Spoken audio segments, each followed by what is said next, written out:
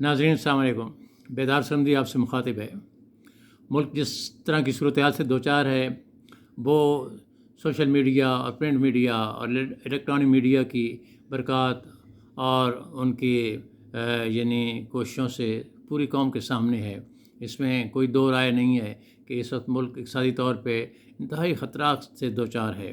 ہماری اکانومی جو ہے وہ بہت ہی نیچے آ چکی ہے اور سارے اشاریے یہی بتا رہے ہیں۔ ہمارے خود وزیر اعظم نے ایک بیان میں یہ کہہ دیا ہے کہ IMF نے ہمیں اس حد تک جکڑا ہے اور نہ جانے کہاں کہاں ہمارے دستخط کرا لیے ہیں۔ انتہائی خطرناک صورتحال ہے۔ یہ اس وجہ سے ہو رہا ہے کہ باہر کے اداروں کو پتہ ہے کہ یہ ملک غیر مستحکم ہو چکا ہے، تو باہر کے اداروں کے سامنے کھڑا ہونے کے لیے ضروری ہے کہ ہمارے اقتصادی حالات بہتر ہوں، اور سیاسی استحکام سے ہی اقتصادی حالات بہتر ہو سکتے ہیں۔ سیاسی استحکام اس وقت ایک چیلنج بن چکا ہے، اور یہ جو امریکہ میں ہوٹل کو بیچنے کی باتیں اور دوسری باتیں، ان میں سچ ہے جھوٹ ہے جو کچھ بھی ہے، لیکن حالات ایسے تو ہیں نا کہ جس کی وجہ سے سب کچھ ہو رہا ہے یا ہونے جا رہا ہے۔ اس سے بچنے کی کیا صورت ہو سکتی ہے؟ اس کے بچنے کی ایک ہی صورت ہے کہ ملک میں ایک مستحکم سیاسی فضا قائم ہو۔ اس وقت جو کھچڑی پک رہی ہے آپ کے سامنے ہے، پنجاب اسمبلی کا کھیل سب کے سامنے ہے۔ ایک آنکھ مچولی ہے جو جاری ہے، ایک دوسرے کو پہلوانوں کی طرح گرانے کے لیے مختلف داؤ کھیلے جا رہے ہیں۔ زرداری صاحب یہاں آ کے لاہور میں بیٹھ گئے ہیں۔ زرداری صاحب میں انہیں بہت ایک پختہ سیاستدان سمجھتا ہوں، اور نوائبت کے دور میں میں اس وقت نظامی صاحب کے پاس بیٹھا ہوا تھا جب انہوں نے یہ بتایا کہ انہوں نے کراچی سے لاہور آتے ہوئے زرداری صاحب کو مرتے حر کا خطاب دیا ہے۔ تو مرتے حر اس وجہ سے کہ انہوں نے جیل کاٹی، ایک سیاسی سختیاں برداشت کیں، لیکن اب نہ جانے کیا بات ہے کہ وہ اپنے سندھ کو تو صورتحال اس کی بہتر بنانے کی بجائے پنجاب کے پیچھے پڑے ہوئے ہیں، اور پنجاب میں وہ داؤ کھیل رہے ہیں کہ جو کسی طرح بھی پنجابیوں کے حق میں نہیں ہے۔ میں نہیں سمجھتا کہ اس سے کوئی اچھا نتیجہ نکلنے والا ہے یا ملک کے سیاسی حالات بہتری کی طرف جا سکتے ہیں۔ میں سمجھتا ہوں کہ میں تمام سیاسی جماعتوں کو محب وطن سمجھتا ہوں، لیکن مسئلہ جو ہے وہ قیادت کا ہے۔ قیادت جو ہے وہ بہت اہم ہوتی ہے۔ بدقسمتی سے ہمارے ملک میں قیادت جو ہے اس کا بہت سنگین بحران پیدا ہو چکا ہے، اور سارے قائدین اپنے آپ کو ترم خان سمجھ رہے ہیں، اور سمجھ رہے ہیں کہ بس وہی ہیں۔ عوام کی کوئی نہیں سوچ رہا، اور عوام کی اس لیے کوئی نہیں سوچ رہا کہ ان کو پتہ ہے کہ ماضی میں ایسا ہوتا رہا ہے کہ عوام کے بغیر بھی وہ اقتدار میں آ جاتے ہیں، عوام کے بغیر بھی وہ کرسی اقتدار پہ برجمان ہو سکتے ہیں۔ تو ناظرین، میں سمجھتا ہوں آپ جانتے ہیں ایک سنگاپور ایک چھوٹا سا ملک ہے۔ ملک کیا ہے؟ ایک شہر ہے، اور 60s میں اس ملک میں لوگ جو ہے پیٹ بھرنے کے لیے چوہے کھاتے تھے، اس حد تک اس کا پسماندہ ملک تھا، لیکن ایک لیڈرشپ آئی اور اس نے آج سنگاپور کو کہاں کھڑا کر دیا ہے، اور اس کی اکانومی کتنی مستحکم ہے، اس کے زر مبادلہ کے ذخائر ہم سے کئی گنا زیادہ ہیں۔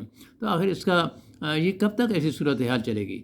میں اس پس منظر کے ساتھ آج اصل جو بات کرنا چاہتا ہوں وہ یہ ہے کہ بنو ایک خوبصورت شہر تھا، ایک خوبصورت شہر ہے، ایک خوبصورت شہر رہے گا، لیکن آج وہاں کیا ہوا ہے، کل وہاں کیا ہوا تھا، گزشتہ ایک ہفتے کے دوران وہاں کیا ہوا ہے؟ یہ وہ شہر ہے جو میں سمجھتا ہوں کہ اکرم درانی کا شہر ہے، جو سابق وزیر اعلیٰ رہے ہیں، جمعیت علماء اسلام سے ان کا تعلق ہے، اور وہ KPK کے وزراء رہے ہیں۔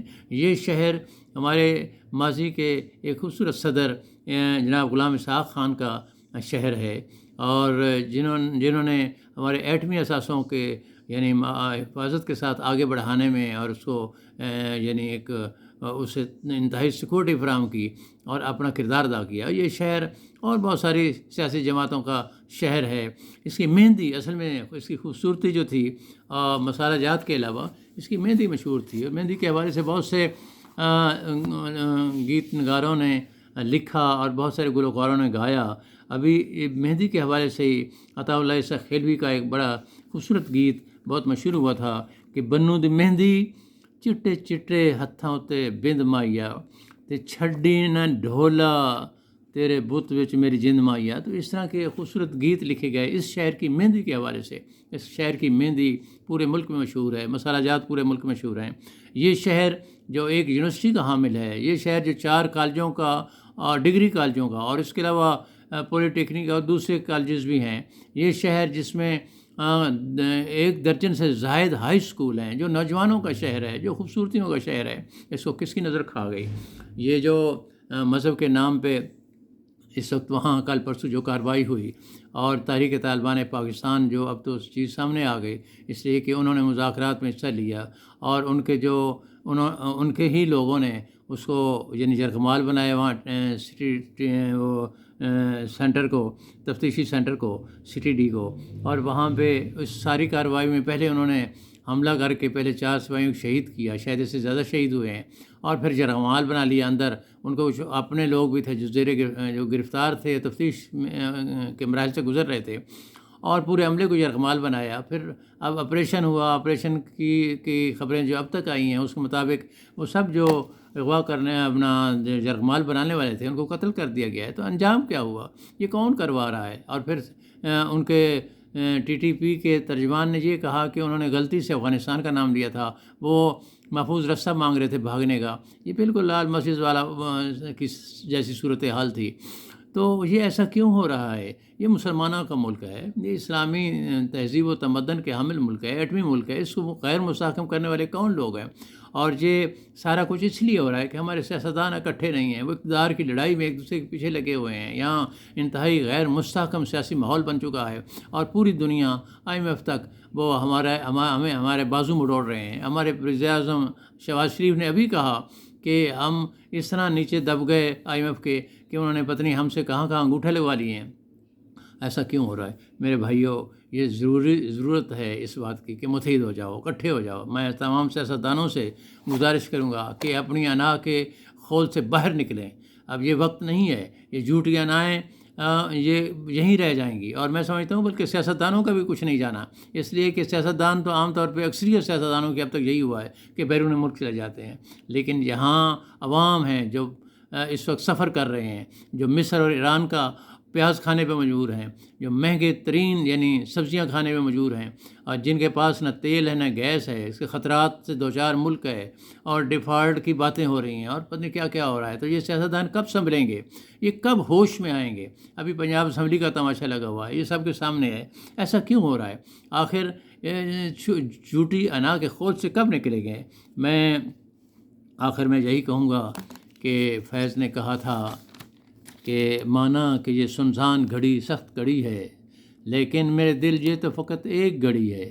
ہمت کرو جینے کو، ابھی عمر پڑی ہے. ابھی ایک عمر پڑی ہے، ابھی ہمارا یعنی مستقبل ہمارا انتظار کر رہا ہے، روشن مستقبل. لیکن یہ تب ممکن ہے جب ہم سب اپنی انا کے خول سے نکلیں. جسے بھی دیکھیے کوئے انا کو جاتا ہے، یہ راستہ ہے جو سچ مچ فنا کو جاتا ہے. شکریہ.